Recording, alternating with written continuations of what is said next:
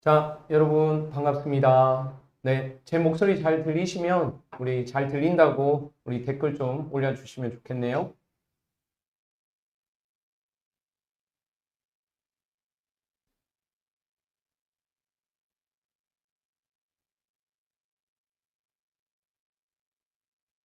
네, 들린다고. 네, 반갑습니다. 네, 반갑습니다. 네. 자, 먼저 주말인데 즐겁게 놀아야 될 시간. 하지만 대부분 우리 예비 입학생들은 지금 합격의 기쁨은 잠시 또 우리 로스쿨 어떻게 생활해야 되는지에 대해서 또 어떻게 선행해야 되는지에 대해서 내가 과연 이 변호사 길 잘 왔는지 많이들 궁금해 하시는 것 같아서 우리 바쁜 와중에서도 귀한 두 분을 좀 모셨는데 먼저 오늘 라이브 진행하는 장소부터 잠깐 말씀을 드리면 여기는 우리 공태영 변호사님, 또 허정 변호사님, 또 임준기 변호사님 법무법인 예건이고요. 서초동에 있습니다.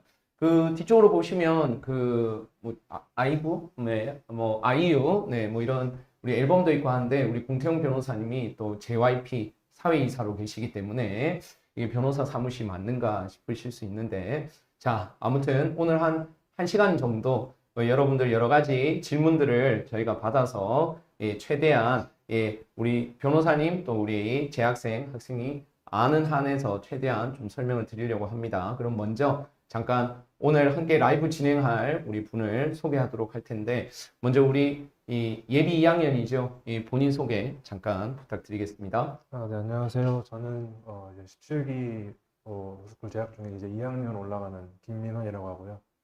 어, 그 작년에 입학하기 전에 그 해커스에서 관리반 들었었는데 저는 그 관리반 혜택을 좀 받다고 생각해서 그 또 이 관련해가지고 윤동환 선생님이 한번 도움을 부탁하셔서 이 자리에 오게 되었습니다. 네, 반갑습니다. 네, 자체 박수. 네. 자, 우리 이재균 변호사님, 네, 소개해 드리겠습니다. 네, 안녕하세요. 네, 저는 해커스 변호사학원에서 국제거래법 담당을 하고 있는 이재균 변호사라고 합니다. 그리고 저는 국제거래법 강의를 함과 동시에 현재 광화문 대형 법무법인에서 4년차 어쏘 변호사로 근무하고 있습니다. 반갑습니다. 네, 반갑습니다. 네, 감사합니다. 자, 뭐, 사실은 여러분들도 조금 생소하긴 하고, 저도 그 코로나 이후에 진짜 간만에 이렇게 실시간 라이브로 또 진행해 보는 거라 가지고, 조금 저도 어색하긴 합니다. 근데 아무튼 여러분들한테 좀 자유롭게 또 대화를 오고 가고 하면서 여러분들이 좀 실질적인 도움을 드리려고 하는데, 먼저 제가 기존에 올려드린 구글 폼에서 여러분들 질문을 좀 미리 받았거든요. 그래서 우리 변호사님도 우리 재학생 미리 질문지에 대해서 좀 답변을 1차적으로 해 드릴 겁니다. 그래서 먼저 우리 변호사님이나 또 우리 이 재학생께서 올라온 질문을 읽어 주시고 이제 답변을 해 주시면 이 관련해서 이 구글 폼에 어떤 질문이 올라왔는지 지금 여러분들 잘 모르시니까 이 질문 읽어 주시고 답변하면서 우리 실시간 채팅방에 그와 관련해서 또 질문들 올려주시면 우리 저나 또 변호사님 또 재학생 우리 바로바로 좀 답변할 수 있도록 하겠습니다. 먼저 질문을 제가 크게 구글 폼에서 한 4가지, 5가지로 좀 질문지를 먼저 만들어 봤는데 먼저 첫 번째는 우리 로스쿨 학교 생활과 관련해서 여러 가지 궁금한 점, 뭐 동아리 활동이라든가 학점 관리라든가 물론 제가 거기 쓰진 않았지만 연애는 해야 되는지 뭐 이런 것들 우리 허심탄회하게 관련해서 비록 아직 로스쿨 생활을 마무리는 못했지만은 이제 2학년 올라가는 우리 민한 학생께서 한번 질문 읽어주시고 또 답변해 주시고 또 그 부분에 대해 좀 보충하실 거 있으면 우리 또 변호사님께서 예. 좀 보충적으로 또 얘기를 해주시면 좋을 것 같습니다. 우리 네. 네, 네, 일단 먼저 그 내신 대비 시기별 학습 계획이 궁금하다는 질문이 있어가지고 일단 제가 준비했던 방법대로 먼저 말씀을 드리면 저는 일단 이제 18기 되시는 분들 기준으로 말씀드리면 지금 겨울방학 기간에 그 관리반을 들으면서 선행으로 이제 민법 기본 강의랑 또 사례특강, 뭐 형법 총론 기본 강의까지 듣고 학교에 들어갔거든요. 그래서 일단 그렇게 선행을 하고 들어가면 이제 학기 중에는 수업을 하고 난 뒤에 그 수업 그 진도 나간 범위에 대해 가지고 그날 저는 기본서를 읽고 그다음에 그 기본서에 해당하는 또 판례를 같이 암기하면서 복습을 진행하였고 그 당일에 이제 그 수업을 진행했던 부분을 제가 요약을 해서 이게 나중에 이제 시험 기간 때 그거 요약한 부분만 이제 계속해서 해독으로 볼 수 있게 그러한 작업을 하는 거를 이제 학기 중에 했고요. 학기 중에 그런 작업을 하고 나서 이제 시험 기간 한 2주 전부터는 이제 그 만들어 놓은 자료들이랑 그리고 저희 학교는 이제 객관식을 봐가지고 2주 전에 이제 객관식을 그때부터 좀 풀기 시작해서 객관식 또 한 3회독 정도 틀린 것도 따로 정리해서 보는 그런 방식으로 해서 한 3회독 정도 걸렸고 그 사례는 그 윤동환 쌤이 그 입학하기 전에 스터디를 만들어서 사례 스터디를 한번 진행을 해봐라 이렇게 말씀하셔서 일종의 사례 스터디를 진행을 했었는데요. 그때 이제 사례 스터디 진행하면서 틀렸던 문제들이나 아니면 이제 쟁점 누락이 있었던 문제들을 따로 체크해 둔 다음에 또 시험 기간 때 그것만 따로 체크해 두는 방식으로 내신을 대비했었습니다. 그래서 아마 그 이제 이런 식으로 내신을 하게 되면 선행의 중요성이 점점 더 느껴지거든요. 왜냐면 그 선행으로 법리를 알고 들어가서 이제 자기 공부하고 복습하고 하는 거랑 선행을 안 하고 들어가서 그냥 수업 처음 듣는 내용 막 이렇게 막 따라가면서 자기 공부랑 복습하는 거랑은 효율이랑 또 들어가는 시간 차원에서 많이 다르기 때문에 내신 관련해서 내가 좋은 학점을 받고 싶다 하시는 분들은 이번 겨울방학 때 선행을 좀 열심히 하시는 거를 추천드립니다. 네. 일단 여기 들어와 계신 분들은 뭐 지금 다 선행을 빡세게 할 각오를 가지고 지금 계신 분들이라 아마 이 선행의 필요성은 좀 잔소리처럼 많이 들릴 것 같습니다. 제가 입문 강의 때부터 선행의 중요성을 좀 많이 강조드렸던 부분이고요.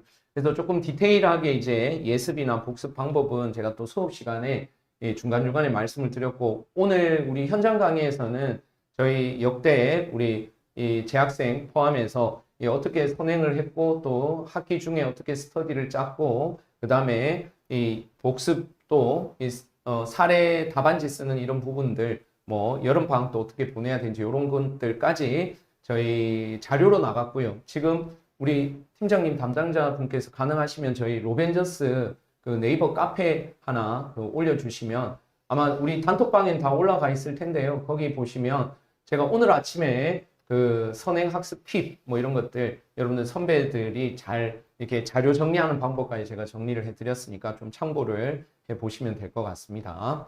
네, 관련해서 좀 질문 올라온 것들 한번 네. 좀 구체적으로 또 답변을 좀 해주실까요? 또 다른 질문으로는 이제 저도 이제 나이가 좀 있는 편이라 나이 많은 입학생한테 조언을 좀 해달라는 질문이 있어서 이거 관련해서는 일단 운동을 꼭 해야 된다고 말씀을 드립니다.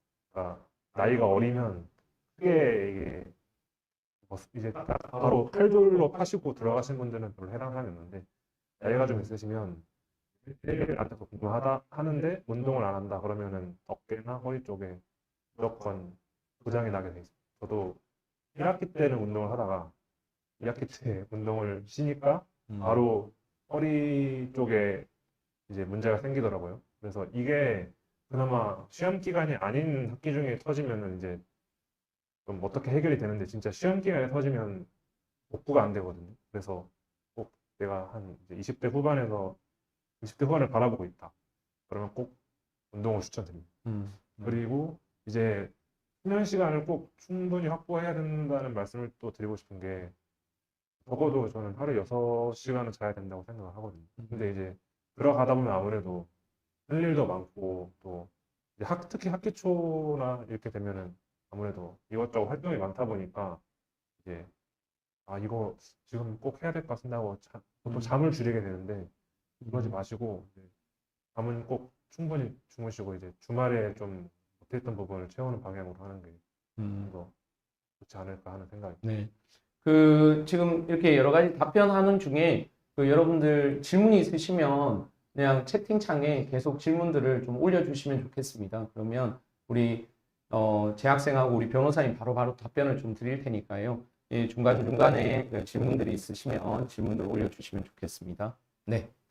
또 그리고 이제 수업 제외하고 한 주를 어떻게 보내는지 궁금하다는 질문이 있어가지고 이것도 답변을 드리면 저 같은 경우에 이제 수업 시간 제외하고 월요일부터 금요일까지는 이제 저 같은 경우 학교에서 공부하는 게 좀 저랑 잘 안 맞아서 그 근처 스터디 카페에서 계속 공부를 했거든요. 그래서 근데 이 당일에 진도나 부분 복습하고 뭐 하다 보면 그냥 하루가 끝나 있어요. 그래서 보통 월요일에서 금요일은 그냥 그렇게 공부하다가 지나가고 토요일에는 이제 좀 공부를 한 5-6시간 정도만 하고 그냥 뭐 친구랑 맛있는 거 먹는다든지 좀 쉬는 방향으로 했고요. 일요일에는 아예 시험 기간 아닐 때는 공부를 안 했어요. 왜냐면 그 사람이라는 게 이 일주일 내내 공부를 한다는 거는 사실 말이 안 되고요. 그렇게 한다 쳐도 효율이 안 나온다고 생각을 해서 무조건 일주일에 하루는 쉬는 날을 정해서 그냥 그날에 뭐 개인적으로 해결해야 할 일이라던가 아니면 그런 것들을 좀 하고 그냥 말 그대로 쭉 쉬는 시간을 가졌어요. 그래서 이렇게 계속 일주일이 사이클처럼 돌아가다가 시험 기간 되면 그때는 좀 공부 시간을 좀 더 늘리는 방향으로 진행했던 것 같습니다. 네. 그러면 좀 우리 친구들이 궁금한 거는 우리 미란 씨 학교 성적도 좀 궁금할 것 같은데. 네. 뭐 디테일하게는 말을 못해도 대략적으로. 제가 일단 2학기 시험은 어제 끝났기 때문에 2학기 성적은 아직 딱 하나밖에 안 나왔거든요. 그뭐 페논페 과목밖에 아직 안 나와서 2학기 성적은 아직 뭐 나온 게 없어서 말씀을 못 드리겠고 1학기 성적은 그래도 어떻게 잘 받아가지고 네, 4.3 받게 됐습니다. 4.3. 네. 네, 거의 뭐 네. 수석 수준 아니세요? 네. 네. 그러니까 그런 노하우들을 좀 잘 네. 뭐 얘기를 해주시면 그래서 될 것 같습니다. 네. 일단은 이 진짜 지금 합격하고 나셔서 되게 놀고 싶으실 거거든요. 근데 선행을 해야 됩니다. 안 그러면은 3월에 고생을 많이 하시게 될 거예요. 왜냐면 이제 뭐 학부 때 법학을 공부하신 분이면 좀 다르겠지만 법학을 공부 안 하신 분들은 이제 선행을 안 하고 들어가면 3월에 이제 수업을 들으면 다 되게 생소한 내용들이 많을 텐데 지금 선행을 하고 들어가서 이제 내용을 알고 또 이해하고 있는 상태에서 수업을 듣는 거는 또 그게 효율이 다르기 때문에 꼭 선행을 하시는 걸 추천드리고 네. 그 기출 자료 이런 거는 그 보통 돌아요. 이렇게 선후배들 사이에 기출 문제라든지 아니면 그러니까 시험 기출 문제는 보통 돌고 저 같은 경우에는 그 제가 만든 요약본 같은 경우에는 학교들이랑 공유를 하긴 했거든요. 그래서 자기가 이제 스터디를 만약에 내가 짜서 한다 그러면은 그 스터디원들끼리 그 과목을 하나씩 맡아가지고 요약을 만들어서 공유하는 것도 더 좋을 것 같습니다. 거기 질문 올라온 것 중에 우리 반수생들이랑 일반 학생들이랑 그 1학년 1학기 내신에서 차이가 많이 벌어지는 편인가요? 근데 이건 어쩔 수가 없다고 생각하는 게 일단 반수를 하고 오시면 민법은 다 한 바퀴 돌리고 오시는 거기 때문에 차이가 안 날 수는 없습니다.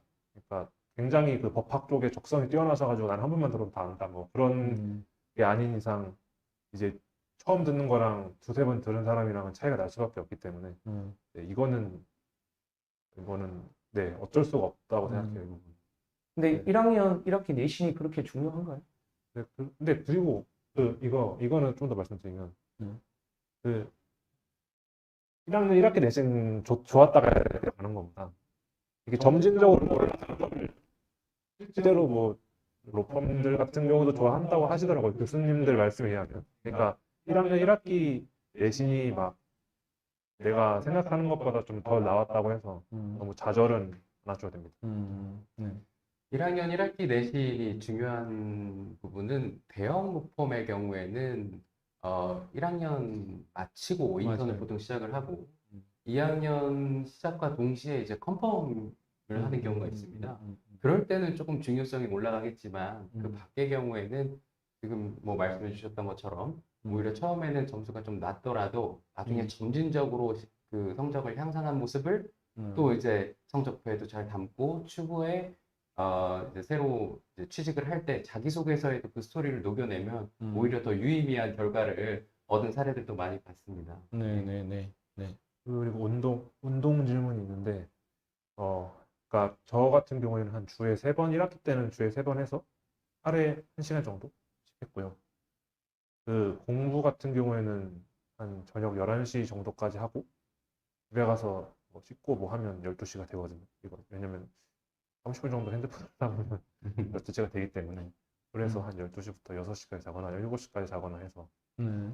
네, 그렇게 생활 패턴을 맞췄어요. 네, 제가 그 운동 관련해서는 제가 수업 시간에 우리 학생들 평균치 운동해야 되는 것들도 어떤 운동이 좋은지 뭐 이런 것들까지도 제가 수업 시간에 틈틈이 얘기해주고 특히 수면과 관련해서는 제가 우리 NC생 관리반이나 이런 데서 워낙에 이 수면으로 어려워하는 친구들이 많이 있기 때문에 이 수면과 관련해서는 이거를 일반화시키긴 좀 어려운 것 같고요. 제가 그 학생들 신체 리듬이나 좀 또 나이에 맞는 그 수면의 적절한 시간들 뭐 이런 것들은 제가 나중에 수업 시간에 좀 설명드리도록 하겠고요. 오늘 라이브 기록 네, 남지 않습니다. 그러니까 여러분들 네, 제가 1시간 안에 한번 잘 끝내볼 테니까 빨리빨리 궁금하신 점 좀 올려주시고 오늘 그 기존에 질문 주신 분들 중에 동아리에 대해서 관심이 많으시네요. 그래서 이 동아리 고르는 기준이나 뭐 또는 운동 동아리 외에 가입하면 좋은 동아리 뭐 혹시 두 분 이제 로스쿨 생활 하셨으니까 한번 좀 저 같은 경우에는 운동 동아리는 들지는 않았는데 일단 질문 두 개가 와가지고 동아리는 어느 거가 좋은지랑 또 운동 동아리 외에 가입하면 좋은 동아리 있는지 이 두 개를 일단 말씀을 드리면 먼저 동아리 어느 것이 좋은지 요거는 정해진 답은 없는 것 같아요. 왜냐면 그 운동을 좋아하는 사람, 운동을 좋아하고 또 운동으로 스트레스를 푸시는 분들은 운동 동아리를 꼭 하시는 게 좋죠. 왜냐면 그 예를 들어서 저희 학교 같은 경우에 뭐 테니스 동아리를 예를 들면 테니스에 관심이 있으시면 거기서 또 스트레스도 풀고 또 쉬는 날에 가서 운동도 하다 보면 공부가 더 잘 된다는 동기들도 있더라고요. 근데 또 그런 경우에는 운동 동아리가 좋고 저 같은 경우에는 학회를 하고 있는데 거기서 제가 좀 저한테 많이 도움이 됐던 거는 그 거기 선배분들 중에 뭐 로클럽을 가신 분들이나 그 로컬을 가신 분들이 와서 뭐 직접 오시진 않아도 줌 같은 걸로 그좀 향후에 로컬럽이 되기 위해서 어떤 걸 하면 좋고 또 자기가 로컬럽이 되기 위해서 어떤 공부 방법으로 공부를 했고 또 커리큘럼 어떻게 짰는지 이런 것들을 알려주시고 그래서 내가 나중에 어떤 쪽으로 나아가야겠다라는 거를 좀 가지고 이미 좀 생각을 해주셨으면 보통 그 OT 때 그 동아리 회장님이랑 설명을 해주세요. 이 동아리는 뭐 어떤 동아리고 어떤 활동을 하고 이런 걸 말씀을 해주시니까 그런 걸 좀 그때 OT 때 듣고 내가 이런 데 들어가면 이런 혜택을 받을 수 있겠다 이런 걸 생각을 좀 해보셔서 그 신청을 하면 좋을 것 같습니다. 네. 그리고 운동 동아리 외에 가입하면 좋은 거는 방금 그 학회 얘기한 걸로 가름을 하겠습니다. 네. 네. 또 뭐 우리 변호사님 뭐 예, 한편 저는 사실 학회보다도 저는 축구 동아리를 가입을 해서 열심히 활동을 했습니다. 그런데 뭐 아까 말씀해 주신 대로 축구를 좋아하니까 당연히 이제 축구 동아리 가입하는 건 이제 당연한 것이었고요. 그 축구를 하면서 좋았던 거는 선배님들이 축구만 하고 가는 게 아니라 거기서 정보가 나옵니다. 운동 끝나고 같이 땀 흘리면서 같이 샤워하면서 거기서 어떤 로스쿨 생활에 대한 어떤 좋은 정보들이 나오고 그리고 학회도 마찬가지겠습니다만 졸업하신 선배들이 와서 또 축구하는 걸 또 좀 같이 볼을 차십니다. 근데 그때 이제 법원에 계신 선배님들, 검찰에 계신 선배님들 다 와주셔가지고 이제 로스쿨 생활뿐만 아니라 앞으로 중장기적으로 어떻게 진로를 좀 결정하는 게 좋을지에 대한 정보도 얻을 수 있기 때문에 저는 개인적으로 운동 동아리는 완전 강추합니다. 네. 네. 좋습니다. 그 또 몇몇 분들이 질문하신 내용 중에 그 이제 거리가 집에서 학교까지가 좀 멀다. 그래서 기숙사나 자취방 구하는 게 맞을까? 뭐 그런 질문들도 몇 분 계신데 우리 변호사님은 서울권에서 그 학교를 다니셨고 우리 민한 학생이 이제 지방에 계시니까 예, 짧게 한번 네. 주위에 그런 친구들도 또 많이 보실 거니까요. 그냥 저의 개인적 사견으로는 대중교통으로 30분 넘어가면 자취를 해야 된다고 생각합니다. 일단 뭐 집에 갈 때야 학교에서 공부하고 저녁에 늦게 가니까 좀 상관이 없겠지만 필연적으로 아침에 집에서 학교를 갈 때는 출근 시간대는 겹치게 되거든요. 근데 출근 시간대는 겹치는데 편도 50분 거리를 버스로 앉아서 오는 게 아니면 굉장히 체력소모가 큽니다, 이게. 음. 그리고 보통 이제 한 1시간 정도나 이렇게 되면 아, 왔다 갔다 하면서 뭘 봐야겠다라고 이렇게 많이들 생각하실 수 있는데 절대 안 돼요. 진짜 그거 처음에 한 일주일을 할 수도 있겠지만 안 된다고 생각을 해요, 저는. 네. 그냥 자취를 하시거나 아니면 기숙사를 들어가서 잠을 더 잘 수 있는 시간을 확보하는 게 더 효율적이라고. 변호사님은 어떻게 학교 다니셨어요? 저는 1, 2학년 때는 기숙사 생활을 하고 3학년 때는 이제 원룸으로 나왔습니다. 그래서 기숙사 생활을 이제 한번 해보시는 것도 좋은 경험이 될 수 있습니다. 다만 리스크가 있습니다. 룸메를 누구를 만나냐에 따라서 굉장히 행복해질 수도 있고 불행해질 수도 있기 때문에 그 부분은 좀 감수를 하시고요. 네. 다만 그 모든 학교가 그 기숙사 뭐 입사와 퇴사가 좀 자유로울 겁니다. 그래서 한번 생활을 해보시고 결정하시는 것도 나쁘지 않을 것 같습니다. 네, 예. 좋습니다. 그리고 또 우리 학점 관리에 대한 질문들이 좀 있는데 아무래도 이제 뭐 입학하기 전에는 민법 선행에 이제 올인을 하시게 될 것 같은데 학교 들어가면 이제 뭐 형법, 헌법 이렇게 다양한 과목들 여러 개 들으니까 과목별로 강약 조절은 또 어떻게 해야 되는지 아무래도 이제 뭐 헌법이라든가 또 경우에 따라서는 또 형법을 선행을 안 하고 들어갔을 때 뭐 이렇게 여기에 대한 대응책 뭐 이런 것들 한번 네. 두 분이서 얘기해 주시면 좋을 것 같아요. 일단 여기 질문 중에 그 한 학기에서 과목별 중요도 공부 시간 배분 이런 질문이 있어서 이걸 일단 1순위는 무조건 민법을 하셔야 되고 왜냐면 민법 양이 제일 많습니다. 네, 그래서 1순위는 민법을 가장 시간을 많이 하셔야 되고 그 다음에는 이제 형법을 하시고 그 다음에 뭐 헌법이나 아니면은 이 질문 주신 거는 선택법을 하신다고 하셨는데 헌법이나 선택법에는 그래도 그걸 차후순위로 두고 1순위 민법, 2순위 형법 이렇게 하시는 게 맞을 것 같고요. 왜냐면 그 이제 이번 강의 들어보시면 아시겠지만 민법이 진짜 양이 많거든요. 이게 봐도 끝이 없는 그런 양이기 때문에 계속 민법은 봐야 돼서 민법에 가장 일단 1학기는 민법에 올인하시는 걸 추천드립니다.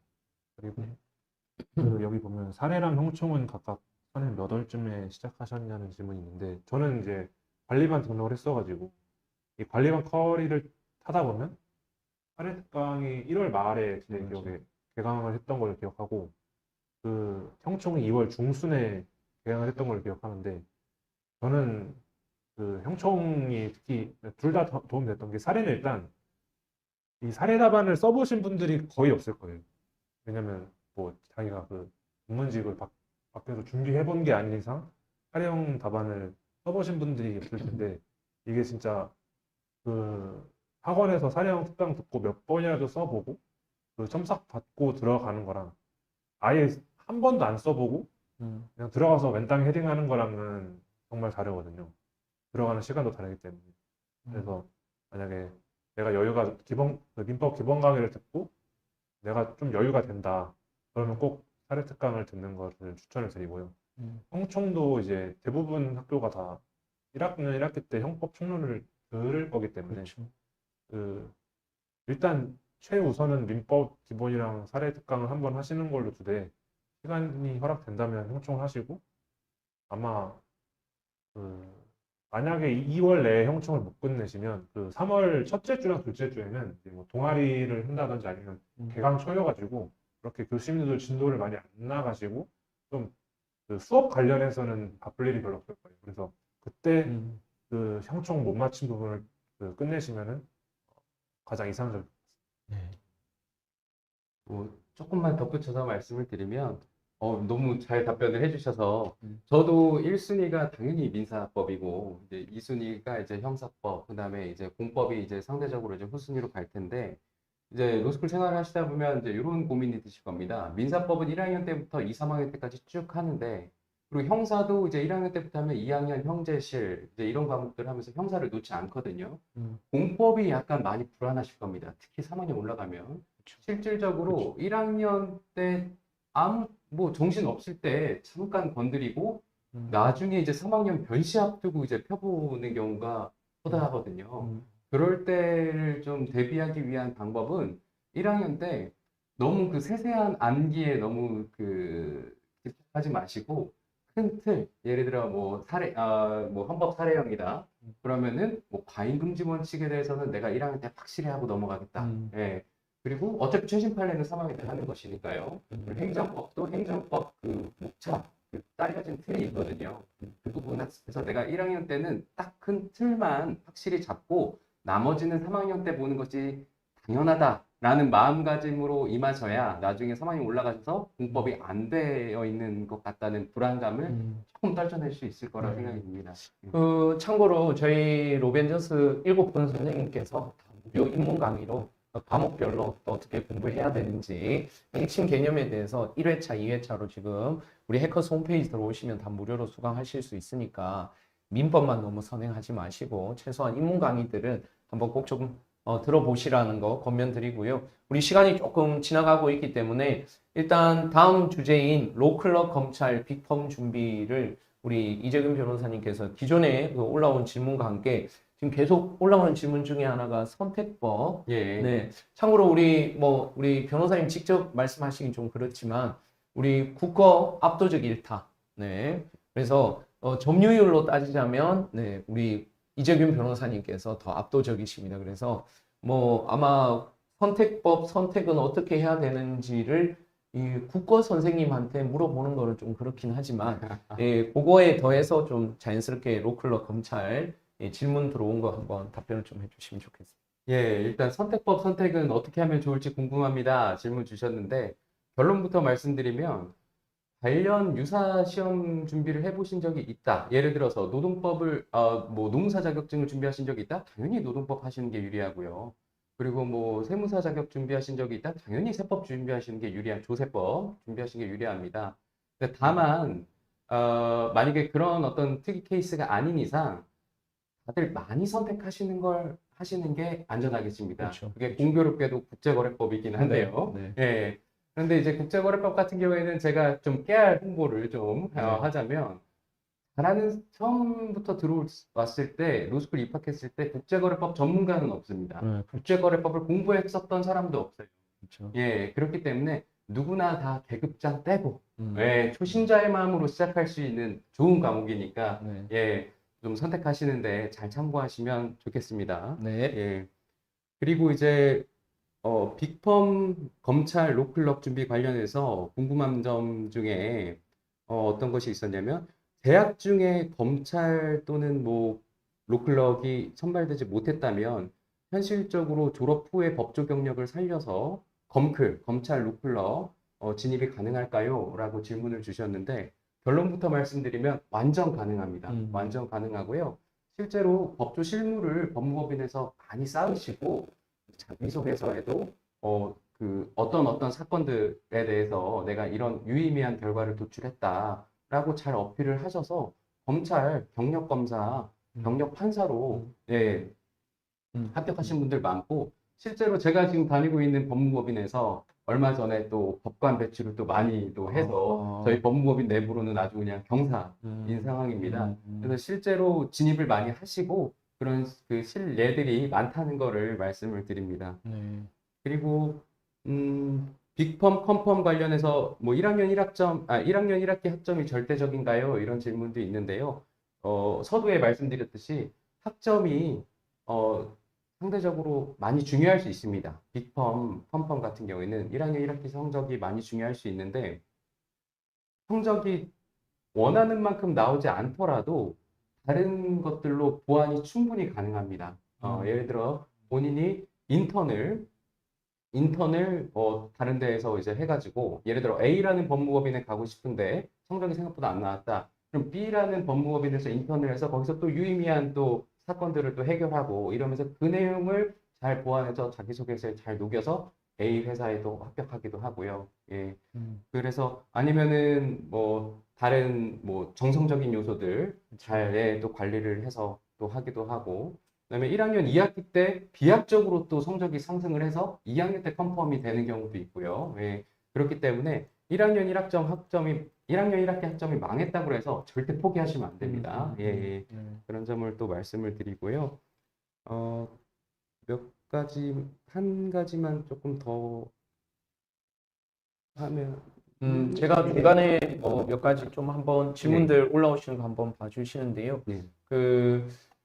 이제 로클럭하고 변시 준비, 검클 준비가 구체적으로 어떤 차이점이 있을지와 관련해서는 일단 1학년 때는 뭐 로클럭 또는 빅펌, 검찰 똑같습니다. 일단은 1차적으로 이 과목별로 선행을 잘 하시고 일단 학점을 1차적으로 그 기준이 될 수 있기 때문에 학교 시험에 좀 집중하실 필요는 있겠고요.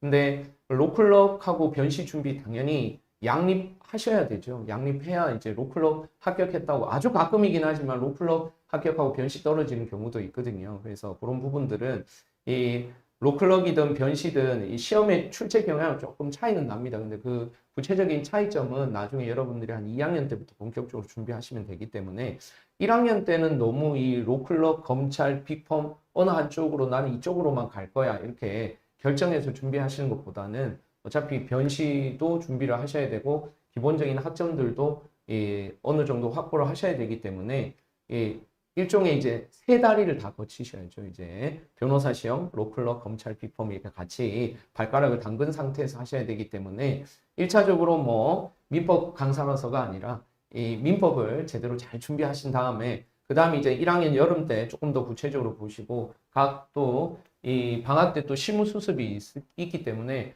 거기서 구체적으로 준비하는 방법들을 또 아마 배우게 되실 거고 아마 또 검찰 폐지 논란 때문에 검찰 준비에도 좀 변화가 좀 생기겠죠? 예, 변화가 생길 것으로 생각이 되는데 지금 당장으로서 결정된 것은 없고요. 한 가지 말씀드릴 수 있는 건 경력 검사 선발 네. 절차의 경우에는 예년과 동일합니다. 네, 지금 음. 현재 기준으로는 예년과 동일하기 때문에 일단 그 윤동환 교수님께서 말씀하신 대로 당장 1학년 때는 우리 그 기초 과목들 네, 충실하고 네. 추후 좀 경과를 지켜봐야 될 것 같습니다. 네. 예.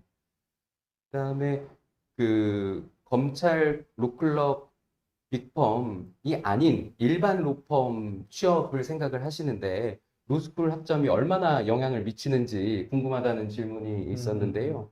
뭐 학점이 좋거나 변시 점수가 높은 로펌 취업에 훨씬 유리한가요? 결론부터 말씀드리면 유리한 것이 맞고요. 물론 변호사 시험 성적을 안 보는 법무법인도 많습니다만 저희 법인만 하더라도 변시 성적이 1000점 이상인 자만 지원할 수가 있거든요. 그래서 좀 대형 법인으로 갈수록 변시 성적을 요구하는 경향이 있습니다. 네. 그렇기 때문에 아무리 나는 뭐 대형 법인 생각하지 않는다라고 하더라도 우리가 또 성적이 또 잘 나오면 또 욕심이 나게 마련이거든요. 예. 그렇기 때문에 일단 학점 준비할 수 있는 최대한을 하실 것을 저는 네. 추천을 드립니다. 네. 알겠습니다. 그 우리 민원시 학교 같은 경우에는 로클럽이 거의 20명 이상 지금 배출이 되고 있는 걸로 아는데 혹시 뭐 학교에서 로클럽 이렇게 준비하는 따로 뭐 반이 개설돼 있다던가 또는 이제 뭐 따로 뭐 준비하는 이제 선배들도 많이 보실 것 같은데 네.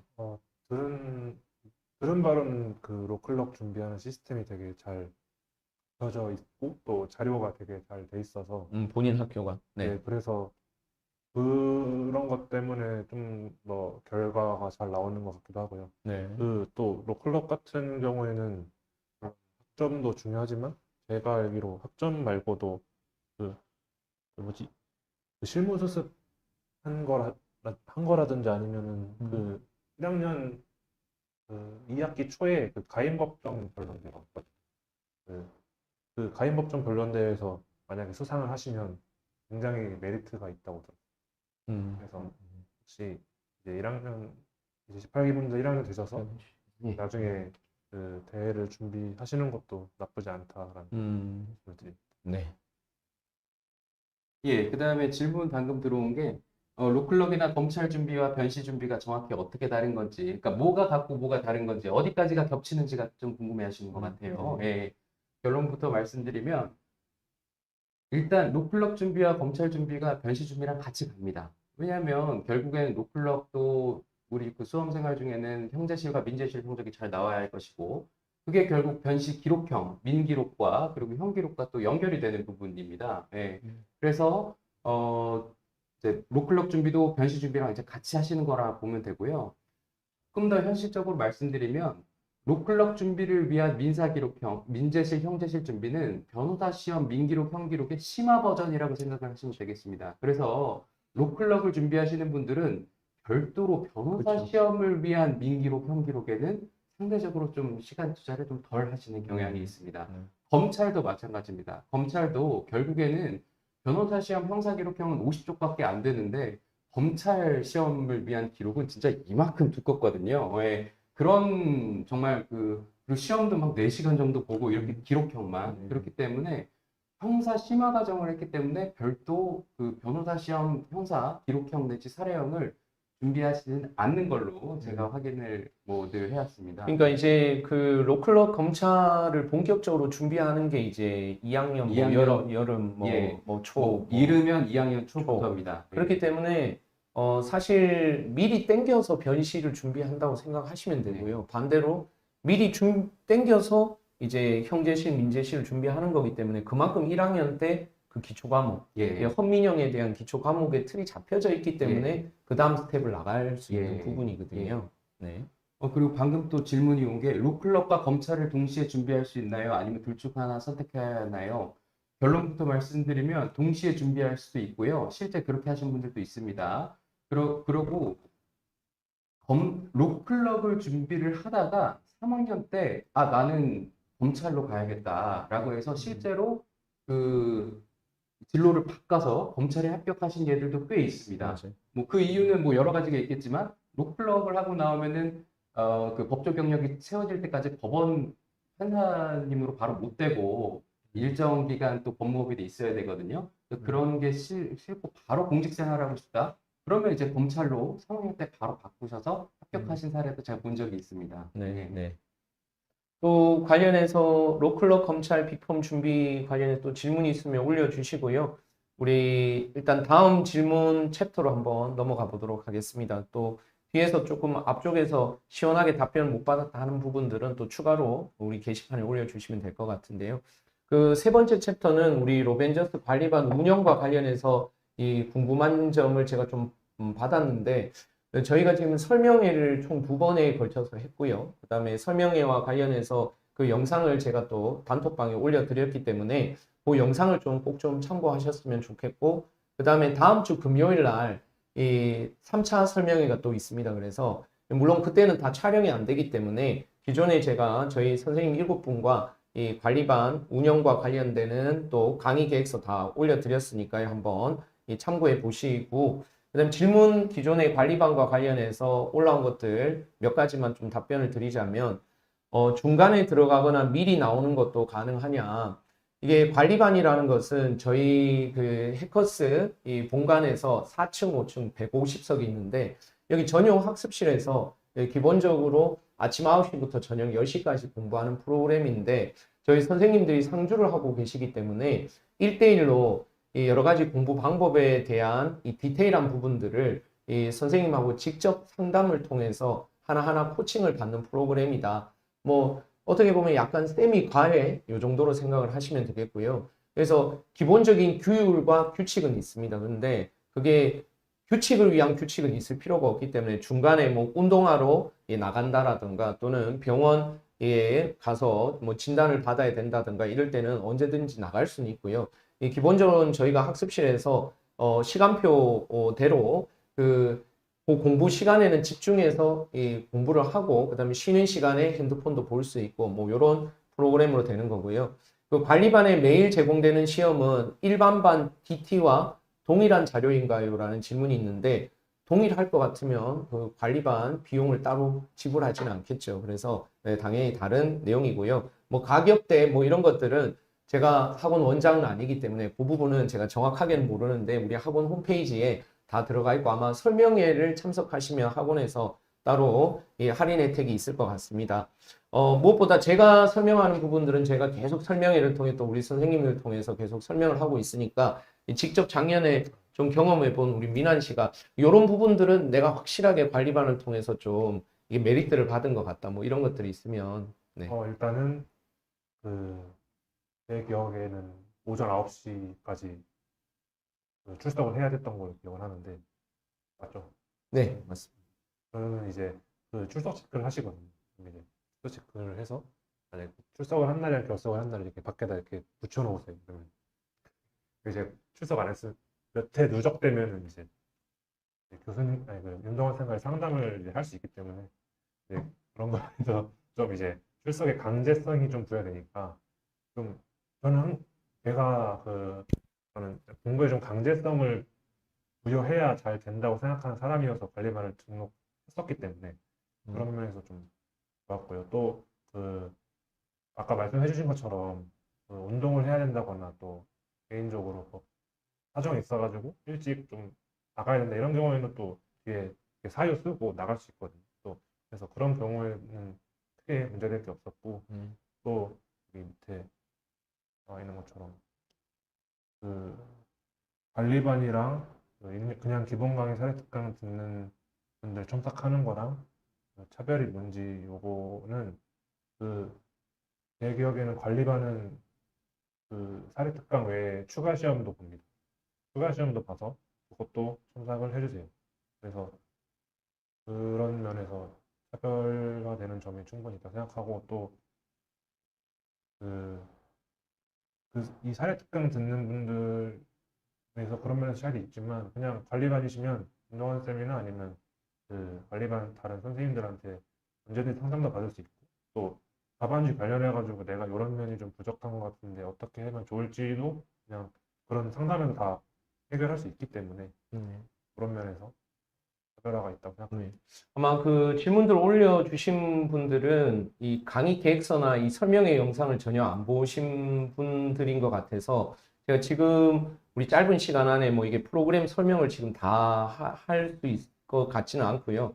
다만 이제 전체적으로는 이 관리반 같은 경우에는 물론 우리 학원 강의실이 지금 제공이 되고 있는데 그건 강의가 없다는 걸 전제로 하는 강의실 제공이기 때문에 아마 다음 주부터 우리 관리반 전용 프로그램이 돌아가기 때문에 그때는 301호에서 진행을 해서 기존에 현장에 오신 분들은 그 시간에는 강의실도 이용을 할 수가 없어요. 그리고 우리 일단은 뭐 인강생이든 현강생이든 뭐 선생님들하고 상담하는 거야 자유롭게 하실 수 있는 부분인데 다만 이제 관리반은 최소 주 2회 공부 스케줄부터 하나부터 열까지 이제 직접 이렇게 스케줄링을 선생님이 직접 하고 이런 부분이 있기 때문에 이런 시행착오를 줄일 수 있다는 것과 이 강의실하고 우리 전용 학습실은 좀 차이가 좀 많이 납니다. 그렇죠? 그래서 네, 압니다. 네, 그래서 위층에 따로 우리 뭐 3단 책상부터 시작해서 거기서 하루 종일 공부를 하는 공간이기 때문에 학원에서도 좀 그런 공간들에 신경을 좀 많이 썼다. 그래서 이 부분은 제가 지금 보니까 질문 올라온 거 보니까 전체적으로 이게 관리반이 어떻게 운영되는지 잘 모르시는 분들이 많은 것 같아서 요거는 설명의 영상으로 제가 좀 가름하는 걸로 하고요. 관련해서 또 좀 궁금한 점들 관리반 뭐 이렇게 운영과 관련해서 궁금한 추가적으로 올려주시면 되는데 질문 올라오신 내용 중에 선행 외에도 이 지금 또는 로스쿨 생활 내내 네, 길러둬야 할 자질이 있나요? 부터 해서 그 위에 질문도 우리 변호사님이 한번 질문해. 예. 지금 방금 올라온 질문 두 개에 대해서 좀 답을 드리면 일단 영어 강의, 학교마다 영어 강의 있습니다. 영어 강의가 과연 성적이나 향후 정성 요소를 쌓아감에 있어서 뭐 유리한 것이 있을까요? 이렇게 물어보셨는데 제가 다닌 로스쿨은 영어 강의가 절대평가였습니다. 그렇기 때문에 뭐 좀 학점 경쟁에서 조금 좀 탈피하고 싶으신 분들 그런 분들이 좀 선택하신 좀 경향이 있었고 저도 그 미국 계약법과 미국 형사법 두 과목을 저 영어 과목을 들은 적이 있었는데요. 절대평가다 보니까 성적 따기는 비교적 좀 수월했어요. 수월했고 그다음에 정성 요소를 쌓아감에 있어서라고 하셨는데 지금 질문자분께서 말씀하신 정성 요소가 혹시 뭐 영어와 관련된 것이라면 충분히 유리하다고 생각합니다. 제가 실제로 그 영어 과목을 들어서 제가 이제 인턴을 한 네다섯 군데를 했었는데요. 이 로스쿨 다니면서. 근데 이제 그중 한 군데가 이제 영국에 있는 그 국제 회사 기구에 지원을 했을 때 로스쿨 다니면서 내가 이렇게 그 외국법에 관심이 많아서 이렇게 수강을 했고 이렇게 뭐 이 학점을 받았다. 라는 걸 잘 녹여내서 인턴 합격하고 한 달 동안 또 인턴 생활을 했던 경험이 있습니다. 그래서 그런 정성 요소를 의미하신 거라면 충분히 유의미하다라는 걸 말씀을 드리고요. 그런다면 선행 외에도 지금 또는 로스쿨 생활 내내 길러두어야 할 자질이 있나요? 근데 뭐 사실 지금 뭐 예를 들어주셨는데 책 좀 많이 읽으면 도움 된다, 사회면에 관심을 가져라, 말하기 능력도 너무 다 좋은 말씀을 예로 들으셔서 뭐 이런 것들도 다 예, 좋습니다만 한 가지 좀 추가로 제가 좀 감히 말씀을 드리면 법무법인 생활 같은 경우에는 기본적으로 커뮤니케이션 능력인 것 같습니다. 파트너 변호사와 어수 변호사 사이의 커뮤니케이션, 그리고 그 사건을 진행할 때 의뢰인과의 커뮤니케이션, 이게 어찌 보면 법리보다도 더 중요하다는 생각이 들 때가 있거든요. 그래서 그런 면들, 그럼 커뮤니케이션은 어떻게 늘리냐? 다름이 아니라 이제 입학을 하셨으니까 스터디 잘 하셔서 원만한 교우 관계를 맺으시고, 그게 중요합니다. 예, 그게 결국에는 로스쿨 생활 자체에서도 중요하지만 졸업하셔서도 정말 중요한 덕목으로 저는 작용을 할 거라고 네. 예, 생각을 합니다. 저도 예. 그 상담받는 상당 부분이 이제 학생들 교우 관계에 따른 스트레스, 특히 그나마 대형은 조금 낫거든요. 네. 근데 이제 지방 미니, 예. 뭐, 예, 제주도의 도서에 예, 이렇게 예. 예, 있는 그런 부분들, 뭐 한번 또는 한번 본인의 네. 고향이 아닌데 예. 지방으로 내려갔을 예. 때 이 교우 관계를 맺는 거에 따른 스트레스 이런 부분들, 본인 좀 어떠세요? 저 같은 경우에는 이제 보통 대형을 가시게 되면 조를 이렇게 짜주시는데 그렇죠. 일단 조원들과 원만한 교우 관계를 형성해야 보통 조원들끼리 모이거든요. 그래서 음, 거기서 좀 이렇게 힘들 때 만나서 뭐 밥도 먹고 이렇게 해야 되기 때문에 음, 그런 면에서 조원분들이랑 잘 지낼 수 있도록 음, 노력을 하셔야 됩니다. 이게 가만히 있는다고 누가 다가와주는 거를 기다리면 그거는 너무 사치라고 생각을 하기 때문에 좀 그런 면에서 좀 원만한 관계를 형성할 수 있도록 해야 되고 음, 저 같은 경우에 학교 도서관에서 공부를 잘 안 해서 잘 모르겠지만 그 시험 기간이라든지 아니면은 보통 이제 도서관 같은 경우에는 1학년만 있는 게 아니라 2, 3학년도 있는데 거기서 그 되게 일명 빌런이라고 하죠. 그런 거를 행동을 좀 유의를 하시면 음, 크게 학교 생활하는데 문제는 없지 않을까 음. 생각합니다. 그러니까 저도 보면 그래도 대형은 뭐 이렇게 좀 이쪽에서 조금 안 좋으면 저쪽 팀으로 옮겨갈 수 있는 여지도 있고, 예, 그런데 특히 이제 40명 이하의 미니 같은 경우에는 참 이게 3년 내내 같이 붙어 다니기 때문에 그런 부분에서 좀 지혜롭고 좀 뭐 이렇게 원만한 대인 관계가 또 이게 사실 변호사도 그런 거 아니겠습니까? 사람과 예, 사람 맞습니다. 사이를 예. 또 이렇게 관계 맺어주고 또 해결해야 되는 그런 직업이다 보니까 예. 그런 자질이 꼭 필요하지 않을까 생각이 드는데. 예, 예, 네. 맞습니다. 네. 그러면 또 다음 챕터로 한번 지금 뭐 내신 관련한 추가 질문도 하셨는데 요거는 제가 뒤에서 조금 추가적으로 한번 답변을 드리고요. 이제 변호사 업무와 관련된 궁금한 점들도 질문이 지금 많이 올라와 있거든요. 예. 그래서 그 부분도 우리 변호사님 한번 네. 특히 변호사 연봉이 어떻게 되느냐 뭐 예. 이런 것들을 궁금해 하시는 것 같습니다. 예. 네. 뭐 연봉은 일단 어쏘 변호사와 개업 변호사를 일단 좀 구별을 하셔야겠습니다. 예, 어쏘 변호사는 법무법인에 이제 소속돼서 급여를 받는 변호사이고요. 예, 그럴 경우에는 뭐 딱 일률적으로 말씀드릴 수는 없지만 대형 법인의 경우에는 세전 뭐 한 약 뭐 1억 2천만 원에서 3천만 원 정도로 보시면 되겠습니다. 그리고 그 밖에 대형 법인 아닌 법인의 경우에도 세전 한 1억 살짝 못 미치는 그 정도로 대략적으로 좀 생각을 하시면 되겠습니다. 네. 이게 일률적으로 말씀드리진 않고 딱 그 정도의 그냥 범주를 상정을 해서 말씀을 드리고요. 그리고 개업을 하시게 될 경우에 이제 본인이 이제 대표 변호사님이 되시는 거죠. 상방이 없습니다. 예, 뭐 버실 수 있을 만큼 다 버실 수 있습니다. 예, 대신에 하방도 없습니다. 그래서 예, 책임감이 있는 만큼 하이 리스크 하이 리턴이다라고 말씀을 드릴 수가 있겠습니다. 예, 그런데 제 동기들 대부분 개업하고 다 밥도 더 맛있는 거 먹고 차도 더 좋은 거 타고 다 그렇게 하더라고요. 예, 그래서 이제 그러면 예. 뭐 요즘 변호사가 뭐 취업 안 된다 뭐 이런 것들은 뭐 예. 그냥 하는 얘기인가요? 취업이 안 된다라는 것은 저는 아직까지는 취업은 잘 된다고 생각을 하고요. 다만 여러분들께서 원하는 월급으로 취업되기가 힘든 상황이라고 생각합니다. 이거는 여러분들의 잘못도 아니고 로스쿨 잘못도 아니고 변호사 업계 자체가 힘든지라 법무법인 대표 변호사님이 여러분께 월급 나눠드릴 수 있는 뭐 여건이 녹록치가 않으면은 좀 급여 좀 협상을 할 수밖에 없는 상황이 되고 그런 현실적인 부분이 있습니다. 취업 자체는 다 잘 되실 겁니다. 뭐 전문 분야를 설정하게 된 계기, 뭐 또 일주일에 며칠 야근하는지 뭐 이런 질문도 있네요. 일단 전문 분야 설정하게 된 계기, 저는 이제 제 그 소속 법무법인에서 국제거래와 형사를 담당을 하고 있습니다. 일단 국제거래는 제가 희망한다고 말씀을 드려서 저한테 사건 배당이 오는 편이고요. 형사 같은 경우에는 이제 법무법인에서 거꾸로 우리에게 이렇게 어서 변호사님 이 정도 인원이 필요하니 이재균 변호사 좀 와서 좀 도와줄 수 있겠냐 해서 제가 이제 형사로 계속 진행을 하게 된 면이 있습니다. 그래서 본인이 원하는 걸 회사에 어필을 잘 하시면 그러면은 또 그 사건을 많이 하게 되고 전문 분야가 되는 것이고요. 그렇지 않고 회사에서 그냥 뭐 주어진 업무를 하시면서 많이 하다 보면 또 그것도 또 전문 분야가 또 되는 면이 있습니다. 그리고 일주일에 며칠 야근하는지요. 요것도 뭐 딱 잘라 말씀드리긴 뭐하고 야근의 기준도 다 다르기 때문에 근데 뭐 저녁 9시 이후까지 뭐 근무하는 거는 뭐 일주일에 뭐 한 3일 정도, 3일에서 4일은 일단 생각을 해야 되고요. 야근 관련해서 말씀드리고 싶은 건 그 변호사들이 보통 출근 시간이 정해져 있지 않습니다.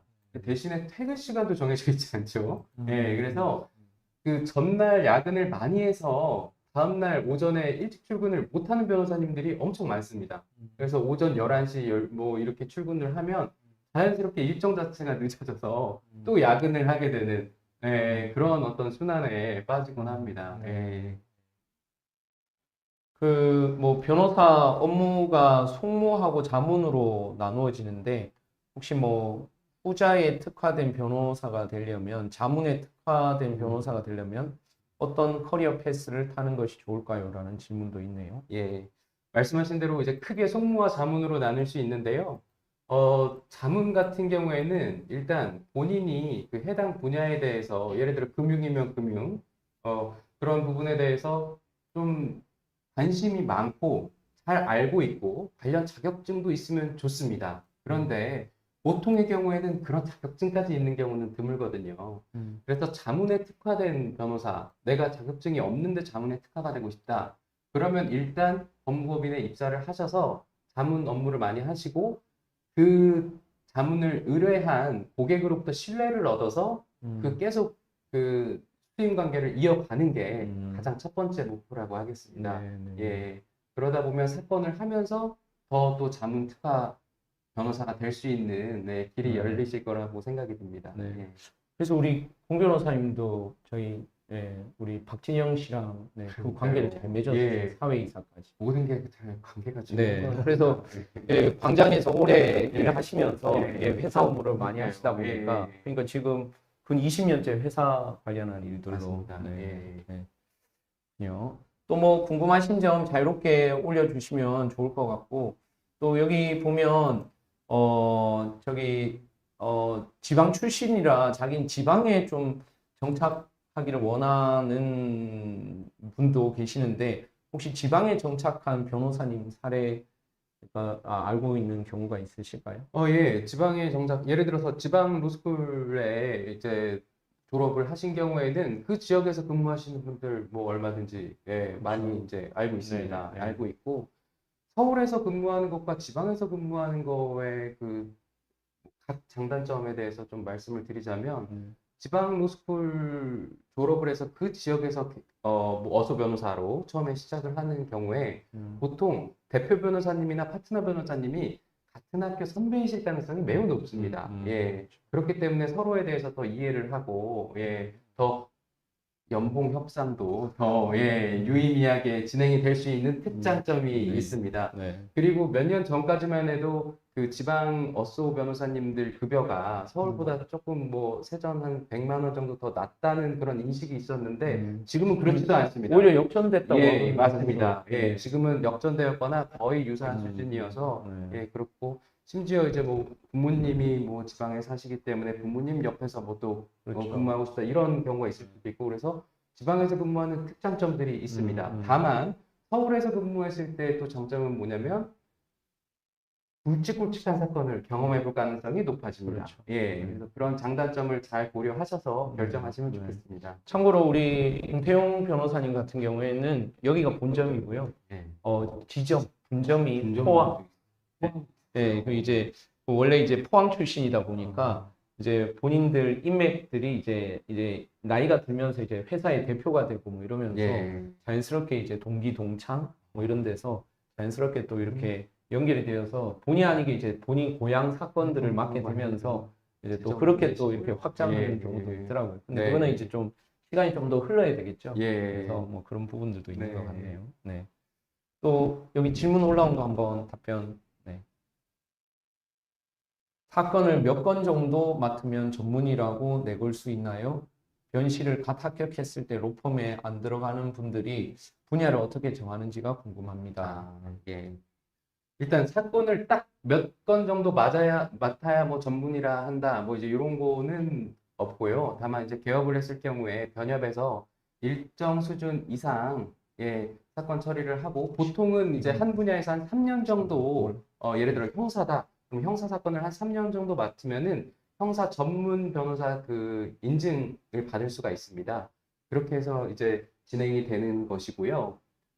그 전에는 그냥 뭐 형사도 하고 민사도 하고 다양한 사건을 두루두루 경험하시는 것이 통상적입니다. 그리고 변실을 합격했을 때 로펌 취업 바로 하시는 분들도 있지만 아 나는 너무 수험 생활이 고달파서 좀 쉬겠다 하시는 분들도 있거든요. 그런 분들 같은 경우에는 변협 연수를 쭉 듣습니다. 변협 연수를 이제 한 6개월 정도 쭉 들으시고 그 다음에 분야를 어떻게 결정하는지 궁금하시다라고 하셨는데 그 연수를 들으시면서 각 분야에 대해서 또 학습하실 기회들이 있으시거든요. 그래서 그 6개월 동안 변협에서 연수 들으시면서 정한 어떤 뭐 분야가 있다. 예를 들어 그게 형사다. 그러면은 이제 그 연수 기간 끝난 후에 취업정보센터에서 알아보실 때 이제 형사법 위주로 알아보시다든가 그렇게 선택의 폭을 이제 딱 집중해서 할 수 있는 장점이 있습니다. 네. 또 군법무관, 공익법무관 좀 아세요? 예, 알고 네, 있습니다. 네. 예. 한번 읽고 답변 한번. 네. 네. 군법무관과 공익법무관 복무 후 취업하는 것의 유불리에 대해 알려주시면 감사하겠습니다. 경력 인정을 얼마나 해주는지, 컨펌 가능성이 유의미하게 낮아지는지, 예, 제대 후 취업 난이도 등이 궁금합니다. 결론부터 말씀드리면 제대 후에 취업 난이도가 급상승하고 이렇지 않고요. 오히려 좋아합니다. 예. 일단 군법무관부터 말씀을 드리면 군 검찰을 같이 하시는 경우들이 또 많거든요. 형사법에서 매우 좋아합니다. 예, 형사법에서 매우 좋아하고요.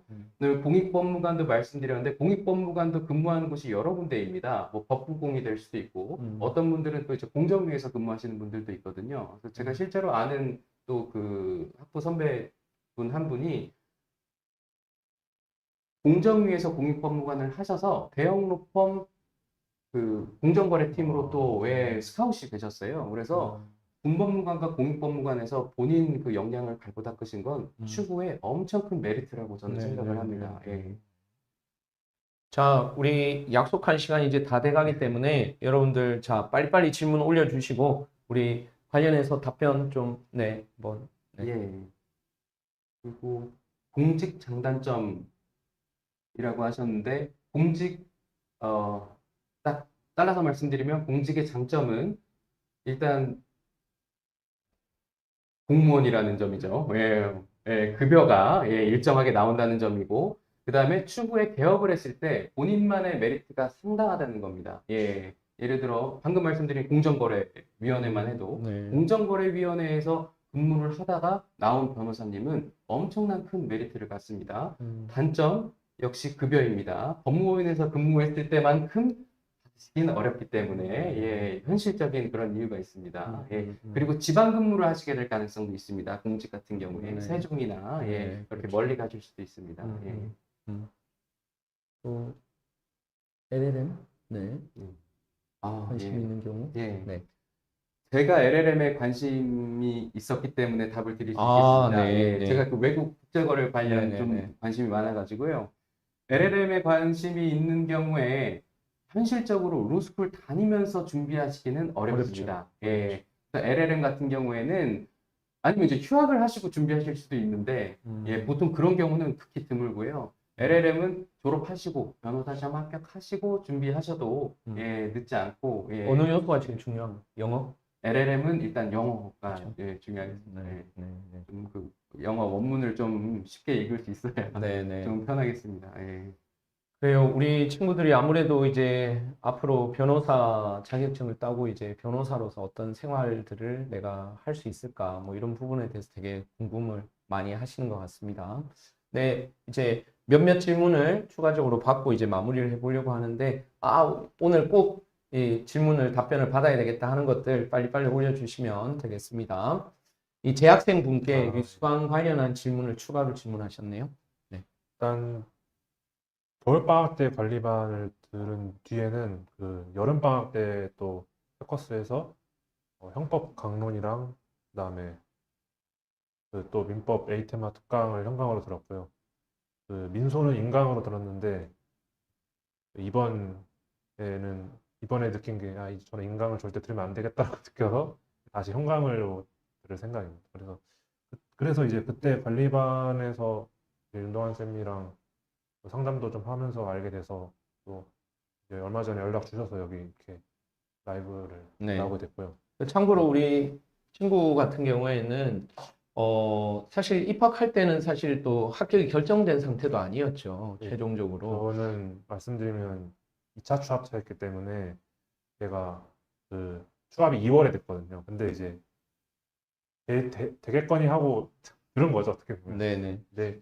그래서 추가 합격 그 번호가 이제 대충 내 번호가 추가 합격이 되겠다 안 되겠다 어느 정도 예상이 될 거예요. 왜냐면 이 지금까지 추합이 몇 번까지 돌았는지 이렇게 자료가 쌓이기 때문에. 그래서 만약에 내가 추합이 될 것 같다라는 번호에 계시면 무조건 바로 선행을 시작하는 걸 추천드리겠습니다. 네. 제가 특별히 우리 미난 학생을 부르는 거는 진짜 우리 처음 들어왔을 때는 뭐 이게 아무것도 모르는 상황이었는데 제가 이렇게 하라 저렇게 하라 했던 부분들을 하나씩 하나씩 다 실천을 하더라고요. 근데 제가 이제 또 학교에 특강을 갔는데 아주 우수한 성적으로 이번에도 보니까 이제 뭐 아직 결과는 안 나왔지만 또 학교 학점도 거의 그 대형에서 최상위권으로 이렇게 하는 것들을 보면서 내가 헛가르친 건 아니었구나. 그래서 아마 우리 학생들한테 좀 여러 가지로 도움되는 얘기들이 될 수 있을 것 같아서 제가 초대를 드렸고요. 또 추가적으로 올라온 질문들 한번. 그 입학 후에는 인강을 활용을 했습니다. 이제 그 선행 때 현강으로 들은 과목 외에 그 좀 더 선행이 필요한 과목, 예를 들어서 저 같은 경우는 이번 2학기 때는 헌법을 인강으로 들었었고요. 그 또 중간중간에 윤도환 선생님께서 그 민법 암기장 강의를 인강으로 좀 들으라고 또 알려주셔가지고 그 이제 민법 1학기 때 배웠던 것 중에 좀 기억이 잘 안 나거나 헷갈렸던 부분들은 이제 민법 암기장 강의 인강으로 들으면서 또 메꾸는 방향으로 활용을 했었고, 또 밑에 이제 이게 둘 다 해야 돼요. 그러니까 그 결국에 내신은 시험은 교수님이 내시는 거기 때문에 수업에 집중을 안 하면 교수님이 강조하시는 내용을 알고 그거에 좀 더 힘을 써야 되는데 그걸 모를 수 있거든요. 왜냐면 그 인강은 아무래도 전 내용을 한 번씩 다 이렇게 짚어주시는 방향으로 가니까 전체적인 흐름을 알기는 좋은데 그 또 시험은 또 다른 영역이다 보니까 이걸 좀 조절을 잘 하셔야 됩니다. 나는 인강으로만 커버 쳐야지 하고 아예 학교 수업을 등한시 해버리시면 나중에 시험 점수에 악영향이 생길 수 있어요. 왜냐면 교수님이 그 변시적합적인 교수님은 좀 덜한데 그 소수설이나 학설 파티를 좋아하시는 교수님들이 계시거든요. 근데 그런 교수님 수업을 그냥 그 수업을 안 듣고 나는 인강을 해야겠다 했는데 나중에 막 시험에 그 소설의 학설 관련 내용이 시험에 나와버리면 답을 쓸 수가 없습니다. 그래서 그런 경우에는 또 수업을 집중하셔야 되기 때문에 네. 교수님 성향에 따라서 좀 조절을 하셔야 될 것 같습니다. 네. 자, 좋은 말씀 감사합니다. 저희가 이제 약속된 시간이 되었으므로 이제 좀 마무리를 좀 해보려고 하는데, 네, 추가로 질문이 올라왔네요. 인설미니 재학생입니다. 이제 1학년 끝났는데 성적이 중하위권이면 검클 빅에 대한 생각을 접고 변시 합격에 올인하는 것이 좋을지, 그래도 도전하는 것이 좋을지 좀 현실적인 답변을 이 변호사님이 한번. 네. 예, 답을 드릴 수 있을 것 같고, 제 친동생 얘기를 하겠습니다. 예, 제 친동생이 딱 이 고민을 하고 있었습니다. 1학년이 끝났는데 성적이 중하위권이어서, 제 동생은 이제 그 대형 로펌에 대한 생각을 갖고 있었는데, 그 친구가 계속 끝까지 2학년 때부터 갑자기 열심히 해가지고 성적을 우수하게 또 거둬가지고, 지금 제 동생도 대형 법인에 있습니다. 그래서 그런 합격 예들이 있고, 오히려 자기소개서에 내가 1학년 때는 시작은 미미했으나 졸업은 내가 훌륭하게 했다라는 걸 잘 녹여 써가지고 예 그래서 그 빅펌에 합격을 한 실제 예가 있기 때문에 꼭 포기하지 도전하라. 마시고 무조건 도전하시길 저는 네. 추천을 드립니다. 네, 네. 예. 저도 개인적으로는 뭐 더 높은 곳을 향해서 달리는 친구라 아유 뭐 그냥 문 닫고 합격하지 이런 마음으로 준비하는 친구는 이게 확실히 공부의 집중도나 뭐 로스쿨 생활의 태도가 다르지 않겠어요? 예. 네, 감사합니다. 그러면 우리 마무리하는 멘트를 좀 해보려고 하는데 오늘 좀 어떠셨어요? 네, 짧은 시간이었지만 예, 시간이 너무 빨리 간 것 같습니다. 네, 네. 예, 그만큼 오늘 질문도 많이 주셔서 감사하고 네. 저희가 조금이나마 좀 이렇게 도움되는 좀 답변이 네. 되었으면 하는 바람이고요. 네. 추후에 또 이런 기회가 있으면 또 기쁜 마음으로 또 인사드리도록 하겠습니다. 네, 또 뭐 우리 후배 법조인 변호사를 위한 어떤 당부의 말씀 한번. 예, 네. 앞으로 이제 3년 동안 많이 힘드실 텐데, 예, 3년 동안 네, 추가로. 죽었다 생각하시고 공부 열심히 하신 다음에 나중에 필드에서 더 즐거운 마음으로 빨리 뵀으면 좋겠습니다. 예, 네, 감사합니다. 감사합니다. 그리고 우리 민환 학생도 한번 저는, 후배들을 위해서. 제가 이제 이런 라이브가 처음이라 좀 말주변이 좀 없고 좀 더듬거리는 게 있을 수 있었지만 그래도 잘 들어주셔서 감사하고요. 이제 앞으로 이제 18기 분들 여기 대부분이실 테니까 18기 분들 들어가시면 결국에 다 사람 사는 곳이기 때문에 다 똑같거든요. 그러니까 뭐 거기 들어가서 너무 기죽지 마시고 그냥 내가 여기 다 씹어 먹겠다 그런 마인드로 시작을 하시면 예, 크게 어려움을 겪을 거라고는 생각하지 않으니까 다들 파이팅 하셨으면 좋겠습니다. 네. 네, 감사합니다. 뭐 또 제가 오늘 최대한 말을 안 하려고 노력을 했기 때문에 저한테 또 민사법 궁금하신 점 있으시면 제 개인 카톡으로 네, 상담 신청해 주시면 일단 구체적인 공부와 관련한 내용들은 제가 최대한 도움을 드릴 수 있도록 하겠습니다. 먼저 오늘 이렇게 바쁜 시간, 네, 오늘 야근 다 빼고 오셨다며. 예. 네. 그리고 우리 친구도 지금 지방에 올라와서 오늘 서울에 이거 하려고 지금 올라왔습니다. 그래서 제가 여러 가지로 참 감사하다는 말씀드리고, 다음에 또 우리 기회가 있으면 또 이런 즐거운, 다음번엔 좀 더 컨텐츠를 한번 좀 딱딱한 거 말고 좀 재밌는 걸 한번, 네. 저도 완전 네. 적극 추천하겠습니다. 네. 그러면 오늘은 이것으로 우리 마치도록 하겠습니다. 다들 건강하게 또 우리 선행 잘 하시고 또 무엇보다 대한민국 법조인, 변호사로서 우리 예비 법조인으로서 이 3년 동안 내가 어떤 법조인으로 또 살고 또 어떻게 법조인으로 활동할까 꿈을 많이 꾸시고 좋은 또 우리 법조인이 될 수 있도록 저희도 최선을 다해서 돕도록 하겠습니다. 자, 뭐 짧은 시간이었지만 재밌게 수고 많이 하셨습니다. 안녕. 네, 수고하셨습니다.